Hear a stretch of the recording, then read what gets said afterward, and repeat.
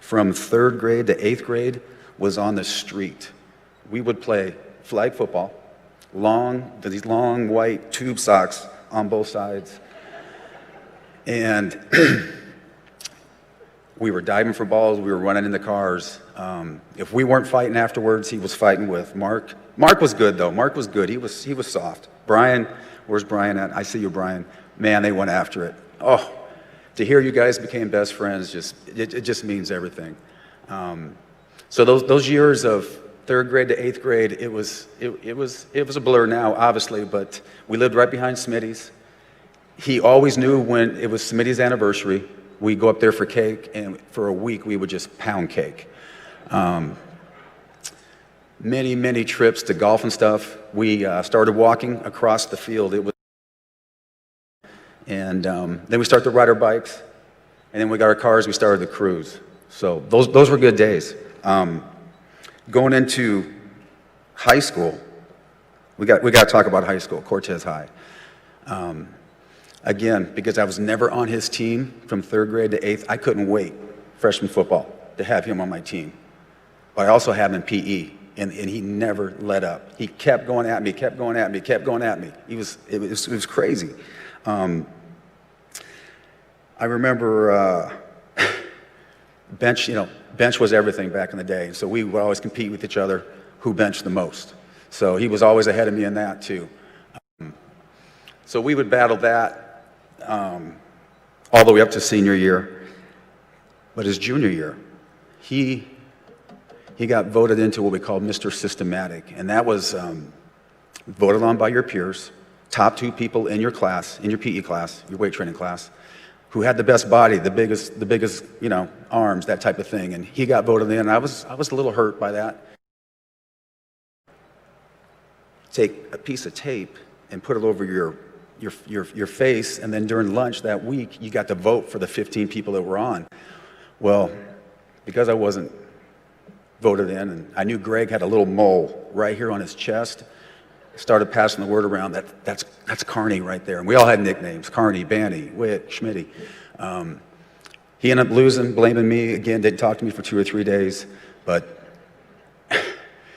the memories of high school. Senior year, getting ready to play varsity football, and we have what's called the 12-minute run, just doing as much distance as you can in 12 minutes. Of course, he beat me on that, and for our post meal, we went to Church's Chicken. And within 3 minutes, 4 minutes, I'm outside, and I'm just throwing up. And he's inside through that glass window. I can still see him, 35th and Cactus right there, but next to Moon Valley, and he's just laughing. And they talked about his dry sense of humor. I'm telling you, it was dry. He loved every minute of that. He's loving it right now, I guarantee it. So I wanted to share that with you. Some of the things we loved to do was, after our baseball games, summer baseball, we would always, whether it's Church's Chicken, McDonald's, whatever it may be, go to a 7-Eleven, and this is where this guy started to turn on the charm, because he had a charm, I'm telling you right now. And we would ask people to buy us liquor. Boone's Farm was kind of our favorite thing after a game. And he would go, I would go, he would go, I would go, and then we just keep alternating until we got it, and most of the time he would get it.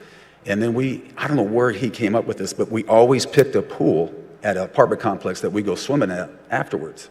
So that was kind of our post-game shower type thing. So those are just kind of some of the things we did. There's one other thing, Cortez Pool. We grew up riding our bikes to Cortez Pool. We get that pump on, and then we go up the pool freshman, sophomore year, and we fell in love with two cheerleaders. Not cheerleaders, excuse me, lifeguards. And they ended up going to Greenway. They were sisters. And next thing you know, by the end of the summer, we're getting haircuts in their garage based on what Greg had charmed them. And I'll just never forget that, because one of the lifeguards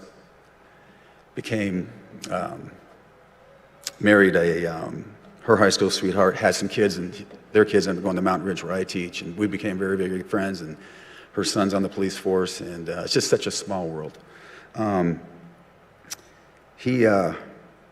loved reunions. He loved high school, he loved reunions, the 10th, the 20th, the 25th, the 30th. He loved them so much He would not only go to 82s, but he would go to 81s as well. He loved to socialize. It was just what he loved to do. And I know a lot of us had different connections in what we saw with Greg or how we connected, but you would be shocked how much he enjoyed that.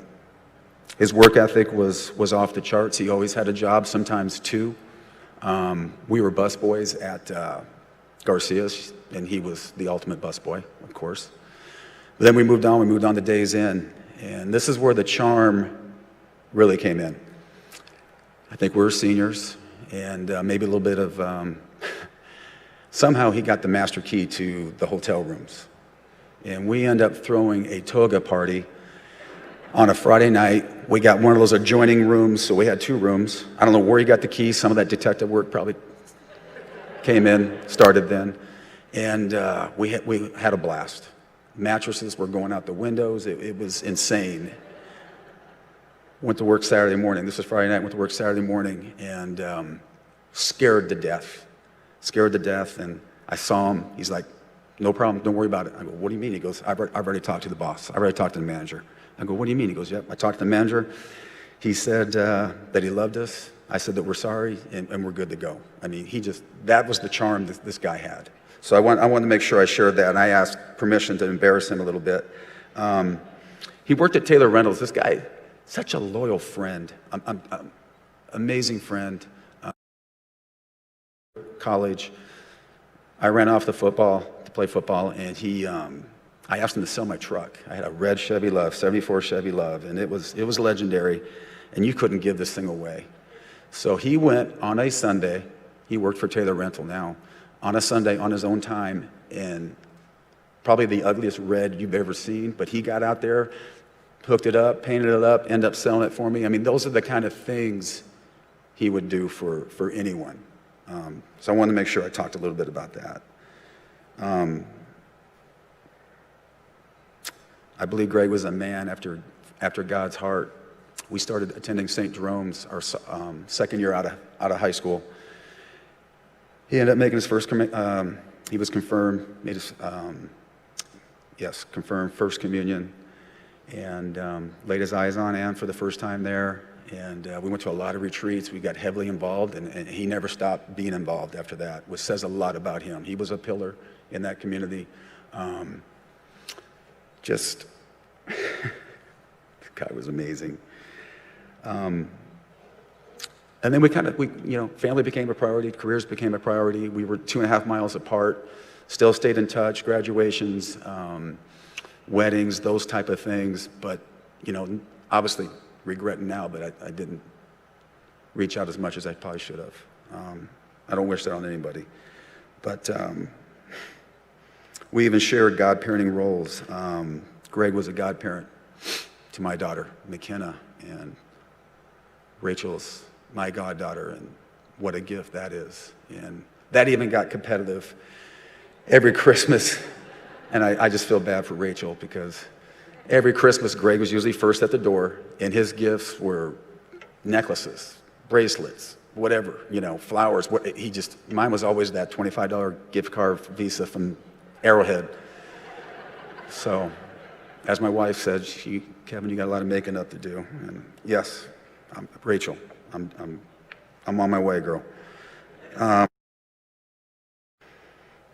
just end with this. He was a believer, and we all have a different version of what that looks like on that day. But I believe it goes something like this. This was shared with me, and I want to share it with you. It goes, he walks through these pearly gates, and there's Jesus, and Jesus is going to ask one question. My faithful servant, what did I do with the gifts I gave you? And you're going to hear a bunch of them today, no doubt, and you already have. But I think his greatest gift was grace. Greg knew who he was. He knew what he stood for. With courage, with conviction, he lived the life that God had designed for him. I believe that truly in my heart. And I still remember the day after, that hug, that morning of, and it was, just to get a breath out of you. You had me going there for a little bit. I had no words at that time. I turned, looked over my shoulder, and there was your crosses on the wall. And it was, hey, let's find the good in this. This is not our plan, this is his plan. And it was going to be faith and family that's going to get you through this. Rachel, we've had many conversations since. It's been deep. Sometimes it's been frustrating. Sometimes there's been tears. But your dad comes out every time, and I am just so grateful for that.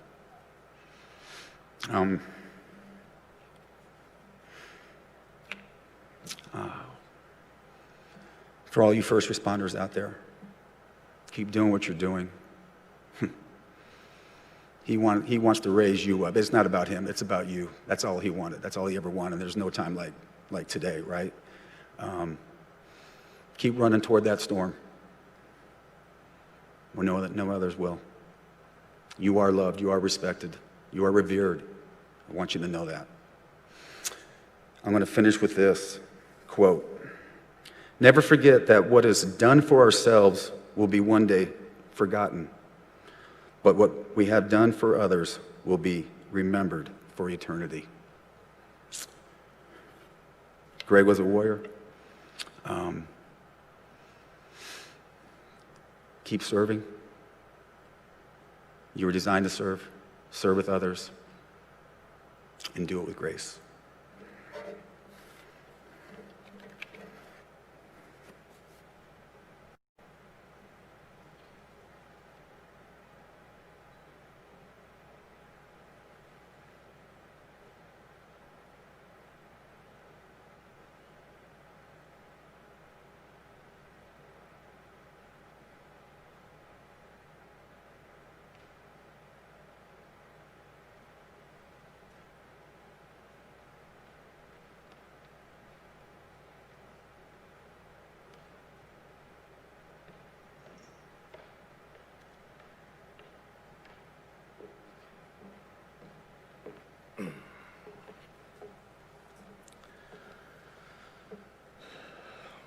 Family and friends, I'm honored to speak on behalf of the family. I'm only going to take a couple minutes. Big man Noah is up next to read his book that he wrote, and he's going to steal the show. My name is Dave Harvey, and I'm a longtime friend of the Carnicles.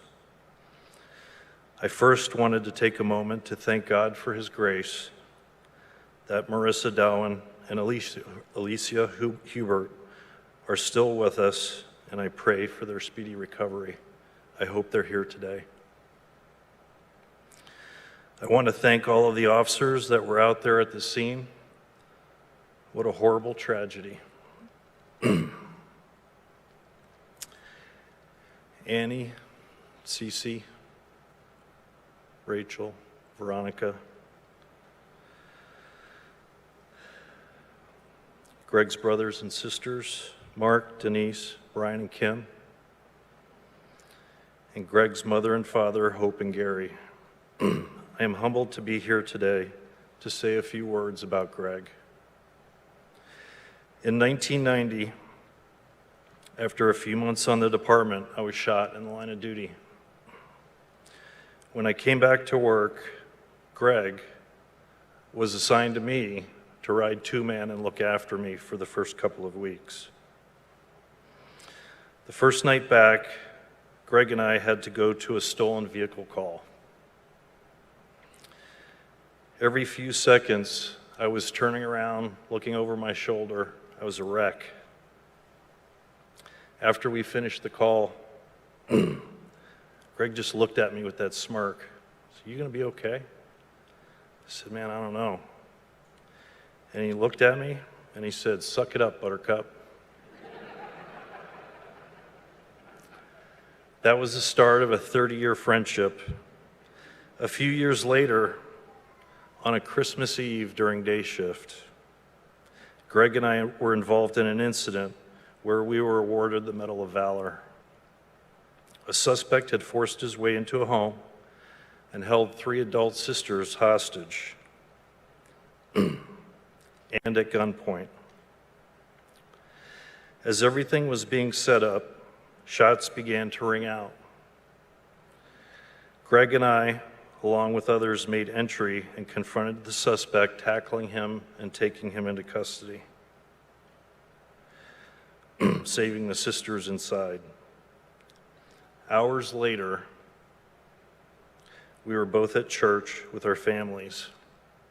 Very, very surreal. Our families grew up together.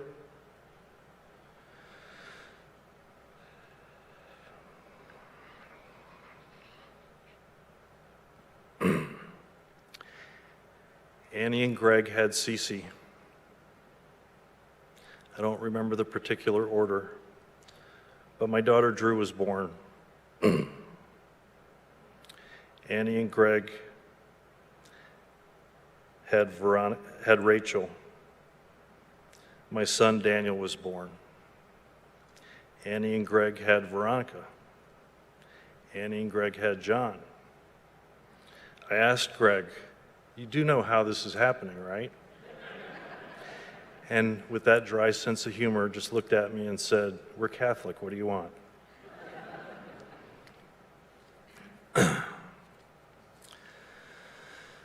Commander Greg Carnicle, 5179, started the department at the age of 25 in June of 1989. He worked as a patrol officer in the Maryvale and South Mountain precincts until he was promoted to sergeant in 1995. As a sergeant, he led patrol squads in the Squaw Peak precinct and the Downtown Operations Unit. He also worked in the Community Relations Bureau and the Property Crimes Bureau. In 2004, Greg was promoted to the rank of lieutenant, and he was assigned to patrol in the Central City Precinct and Cactus Park precincts. In 2006, he was assigned to the Tactical Support Bureau, serving in the Quick Response Team and the Special Assignments Unit, which is our SWAT team. After 6 years in the Tactical Support Bureau, he went to work with the Professional Standards Bureau and the Laboratory Services Bureau. In 2015,